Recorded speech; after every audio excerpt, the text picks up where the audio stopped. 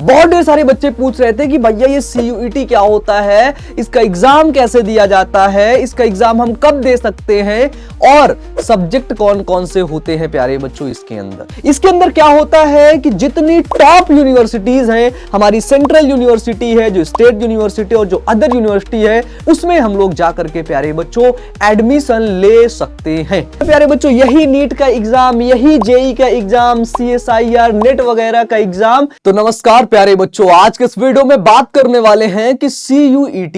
बहुत ढेर सारे बच्चे पूछ रहे थे कि भैया ये CUET क्या होता है, इसका एग्जाम कैसे दिया जाता है, इसका एग्जाम हम कब दे सकते हैं और सब्जेक्ट कौन कौन से होते हैं प्यारे बच्चों इसके अंदर। आप पूछ रहे थे कि भैया इसका रिजल्ट कब आता है, इसके अंदर कौन कौन से कोर्सेज कर सकते हैं, इसकी एज लिमिट क्या होती है और कौन से कॉलेज में हम अपना एडमिशन ले सकते हैं। प्यारे बच्चों थोड़ा सा धैर्य रखिए, सारी जानकारी दूंगा। CUET जिसको हम लोग जानते हैं कॉमन यूनिवर्सिटी एंट्रेंस टेस्ट या फिर प्यारे बच्चों सेंट्रल यूनिवर्सिटी एंट्रेंस टेस्ट, इसके अंदर क्या होता है कि जितनी टॉप यूनिवर्सिटीज हैं, हमारी सेंट्रल यूनिवर्सिटी है, जो स्टेट यूनिवर्सिटी और जो अदर यूनिवर्सिटी है, टॉप यूनिवर्सिटी मतलब अच्छी यूनिवर्सिटी जिसको हम लोग विश्वविद्यालय बोलते हैं, उसमें हम लोग जाकर के प्यारे बच्चों एडमिशन ले सकते हैं। ठीक है, जैसे हम लोग जानते हैं प्यारे बच्चों, जैसे कि CUET का मतलब प्यारे बच्चों कॉमन यूनिवर्सिटी एंट्रेंस टेस्ट। ये एक ऐसा टेस्ट होता है प्यारे बच्चों जिसके अंदर हम लोग जा करके यूनिवर्सिटी में प्यारे बच्चों एडमिशन ले सकते हैं। जैसे प्यारे बच्चों आप लोगों ने सुना होगा इलाहाबाद यूनिवर्सिटी, आप लोगों ने सुना होगा प्यारे बच्चों BHU यूनिवर्सिटी, आप लोगों ने सुना है बनारस हिंदू विश्वविद्यालय, आपने सुना है प्यारे बच्चों क्या दिल्ली यूनिवर्सिटी। ठीक है, तो इनमें प्यारे बच्चों अगर आपको अपना एडमिशन लेना है क्लास 12th पास होने के बाद, क्योंकि अगर आप क्लास 12th पास होते हो प्यारे बच्चों तो आपको पता है कि आप लोग क्या करते हो, आप लोग प्यारे बच्चों ग्रेजुएशन करते हो। ठीक है, ग्रेजुएशन जिसको बोलते हैं क्या, बैचलर डिग्री आप लोग लेते हो, क्योंकि 12th के बाद आप सीधे मास्टर्स नहीं कर सकते हो, आप सीधे PG नहीं कर सकते हो, उससे पहले आपको UG करना होगा।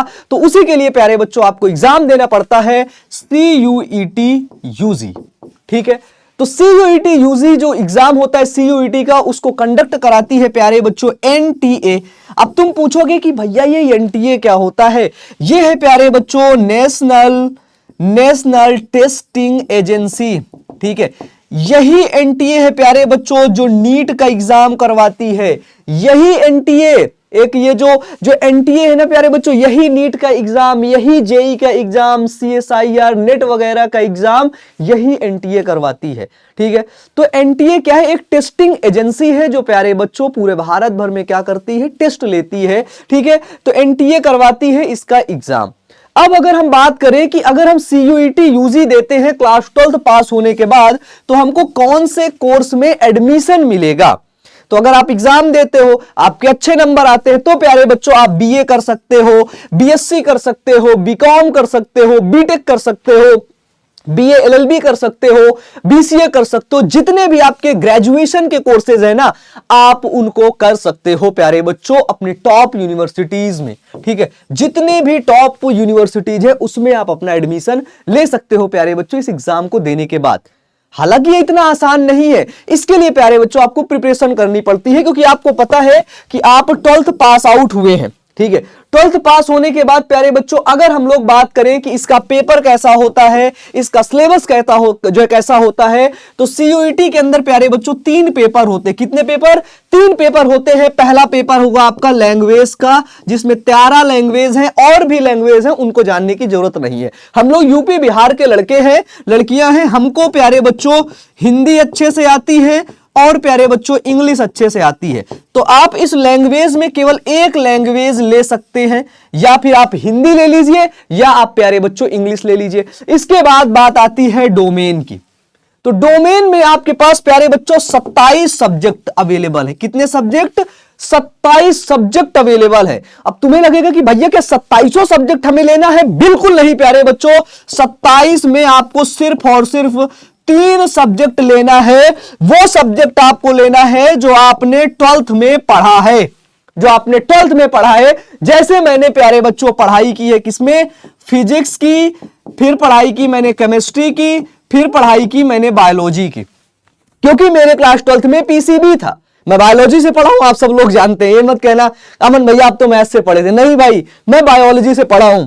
तो आप प्यारे बच्चों इसमें फिजिक्स ले सकते हैं, केमिस्ट्री ले सकते हैं, बायोलॉजी ले सकते हैं। अगर आप मैथ लिए हैं तो आप मैथ ऐड कर दीजिएगा, बायोलॉजी हटा दीजिएगा, क्योंकि इसमें आप सिर्फ और सिर्फ 3 सब्जेक्ट आपको लेना होता है प्यारे बच्चों। इसके बाद एक पेपर जो सबको देना है वो है जनरल टेस्ट। ठीक है, जनरल टेस्ट। जनरल टेस्ट के अंदर प्यारे बच्चों आपसे 4 चीजें पूछी जाएंगी। पहले जो है जनरल अवेयरनेस के बारे में पूछा जाएगा, फिर कुछ थोड़ा बहुत आपके करंट अफेयर्स के क्वेश्चन आएंगे, उसके बाद प्यारे बच्चों आपकी लॉजिकल रीजनिंग के भी सवाल पूछे जाएंगे, और प्यारे बच्चों आपसे मैथ के सवाल पूछे जाएंगे। तो यहां से आपको एक लैंग्वेज चुनना है, एक लैंग्वेज चुनना है, यहां से आपको 3 सब्जेक्ट चुनना है। तो 3 1 4 सब्जेक्ट आपके पास हो गए।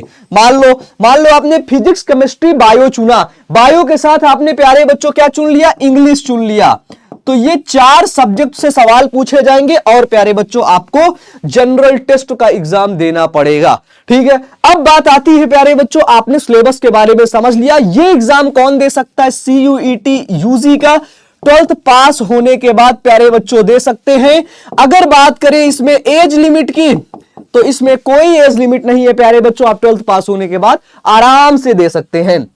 बात करते हैं बच्चों किसका फॉर्म कब निकलता है, इसके एग्जाम कब होते हैं। तो अगर फॉर्म की बात करें प्यारे बच्चों तो फरवरी लास्ट में इसका फॉर्म आता है और 1 महीने के लिए रहता है। आप 1 महीने इजीली आप उसको भर सकते हैं प्यारे बच्चों। ठीक है, एग्जाम डेट प्यारे बच्चों अप्रोक्सीमेट है ना, ये चीजें लगभग में मानी जाती है कि लगभग प्यारे बच्चों 15 मई से 31 मई के बीच में आपका एग्जाम हो जाता है। रिजल्ट आ जाता है जून के लास्ट वीक में प्यारे बच्चों, आपका रिजल्ट आ जाता है। जुलाई में आपकी काउंसलिंग हो जाती है और अगस्त में आपका जल्दी से सेशन स्टार्ट हो जाता है। अगर आपका नंबर अच्छा होता है प्यारे बच्चों तो इसका एग्जाम देने के बाद आपका प्यारे बच्चों एक स्कोर कार्ड बनता है। उसी स्कोर कार्ड के अकॉर्डिंग प्यारे बच्चों क्या होता है, आपका जो एडमिशन होगा वो प्यारे बच्चों होता है। ठीक है, जिसके जितने नंबर होते हैं, जिसके जितने अच्छे नंबर होते हैं, उसी के हिसाब से उसको यूनिवर्सिटी सेलेक्ट करने का ऑप्शन मिलता है। ठीक है, वो जा सकता है प्यारे बच्चों।